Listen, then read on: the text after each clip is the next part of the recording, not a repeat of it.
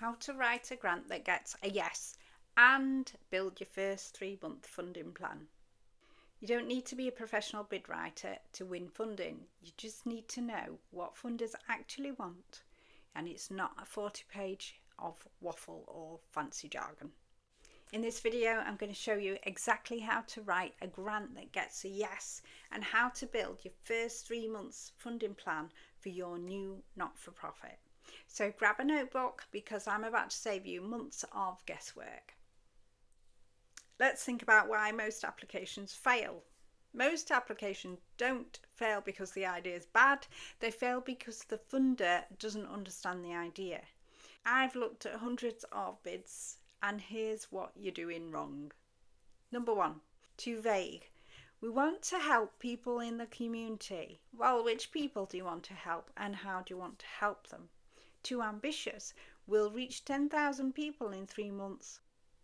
Too self-focused. We need money to keep our project going. Funders will fund impact, not survival. I've read many funding bids and often been left thinking, what on earth are they asking for? Just because you know what you do and you maybe do it well, you must treat funders like they are a complete stranger that doesn't know anything about your work.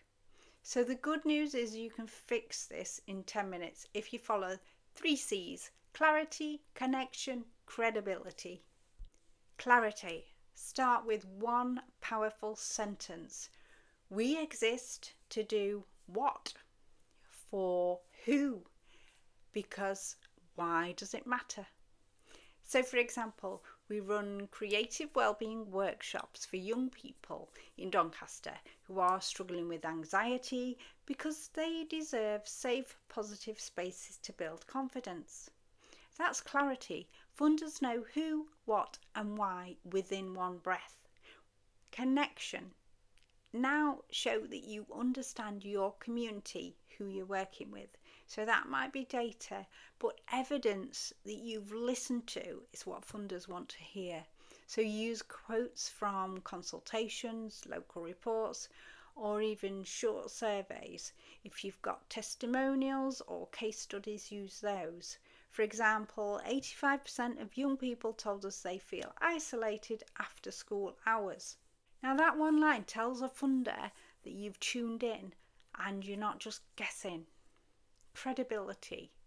Even if you're brand new, show funders you can deliver. So mention your team skills, mention your partners, mention previous wins, even if they are small ones.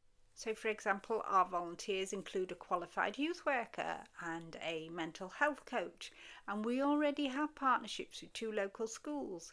Name those schools, paint an accurate picture for the funder in the words that you're using, and that's credibility. You're not begging, you're building confidence. Writing the grant. Now let's talk about structure. Most funders ask the same 5 things. They maybe word it slightly differently, but essentially they're asking, what is the problem? Show the evidence, not the emotion. What is the solution? The activities that you'll run is the solution. Who benefits? Be specific. Who exactly is that? Is it young people 11 to 16? Is it over 55s? Is it people from deprived areas? What difference will it make? And that's your impact. So talk about the impact your project will make and what will it cost. Budget clearly and simply.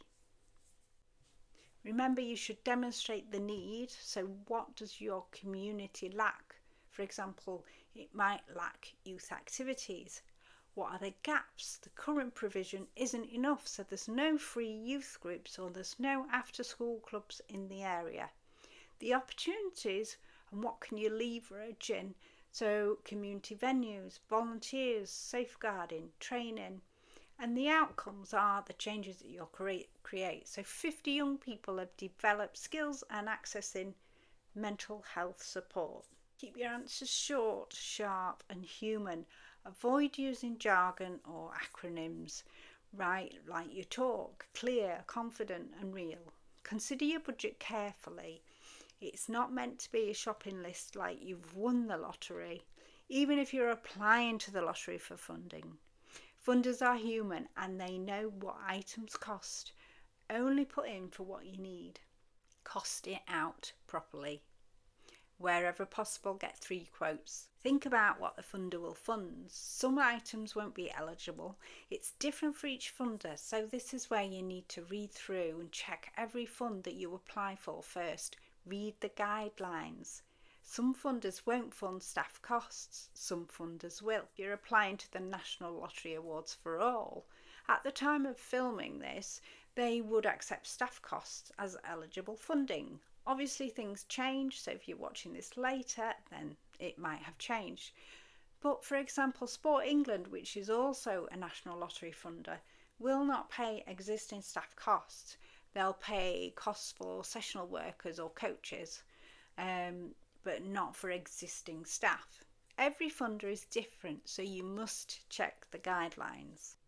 Budget headings may be things like staff or sessional workers, travel costs, equipment, materials, participant travel costs, participant protective equipment, training, your DBS, which is your disclosure and barring service for England and Wales. That's for when you have staff who are working with either children or vulnerable adults.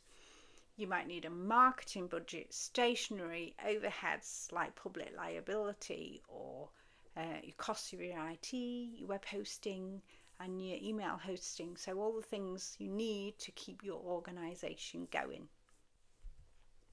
So that's a general list just to give you an idea.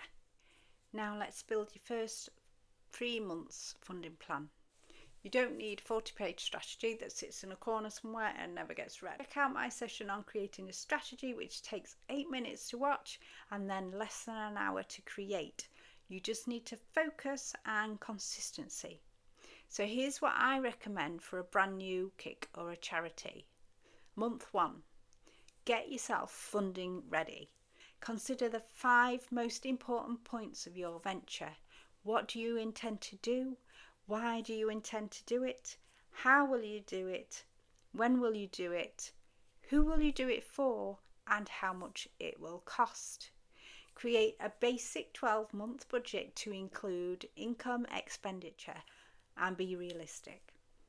Gather your governing documents, insurance, safeguarding, key policies.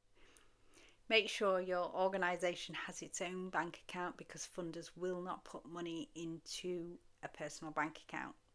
You will not get the funding if it's your personal bank account. Next thing to do is register on funding portals. So I've mentioned these before in other videos, such as Funding Central, Grants Online. If you intend to contract with local authorities, then register on the contract portals associated with your area. Now I have done a video on that as well, worth looking into. This is your groundwork month, so no shortcuts. Without these points that I've mentioned, you're not going to pass the first point. Month 2, apply for some micro grants. Target small local funds, so check your local councils, Tesco community grants, Asda Foundation, and local parish or town councils. Apply for 2 or 3 small pots to help to build your credibility, build your confidence. Use successful bids as templates for bigger ones later. Microgrants prove you can manage money responsibly, and that's gold when you're looking for larger bids. Month 3, so build your partnerships and look for larger applications. So approach local schools, GP surgeries, housing associations or other charities for collaboration. Co-write a bid with a partner and this doubles your credibility. Apply for one larger grant, so anything from 5 up to 20,000, such as the National Lottery Awards for All. Some of the building companies have grants of about 2,000. And look for local authority community funds.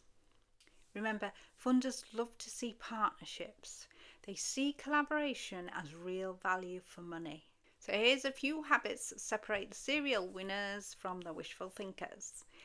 Keep a simple funding tracker. Note who you've applied to, the date, the amount, and the result. Create a copy bank, so reuse strong sentences and data from previous bids. Create a bid library to keep all your applications in one place and refer back to. And then when you make your applications, you know where it is. It saves time instead of hunting around for information that you've got somewhere. And set a small goal. One application every 3 weeks or every fortnight, and that's 26 chances of potentially winning each year. Be organised, be smart with your applications, and you'll soon be reveling in success. So there you have it, how to write a grant that gets a yes and how to build your first 3-month funding plan that actually works. If you're ready to learn how to grow your not-for-profit faster, join me inside Mastering Not-for-Profit Launch and Grow course. It's packed with templates, tools and real-world strategies that save you time and win you funding. If you've found this useful, please subscribe and let me know by hitting the like button. That way I can keep you updated on new tips and tricks. If you have any questions, please put them in the comments below and it will help me to understand how I can help you. Thank you for listening.